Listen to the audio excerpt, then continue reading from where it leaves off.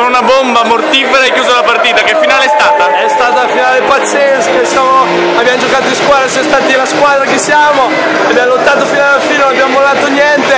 Dopo la scorsa partita ho spadellato, ho tirato proprio male, questi sono entrati queste due bombe, quella era molto importante, devo segnarlo per forza, non potevo fare altrimenti.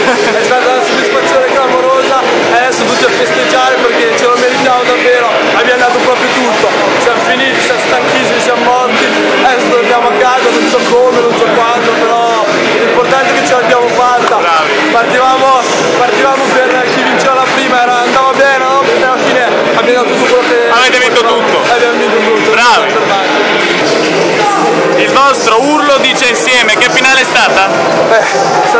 Finale spettacolare, giocate in modo perfetto, ce la meritiamo tutti questo.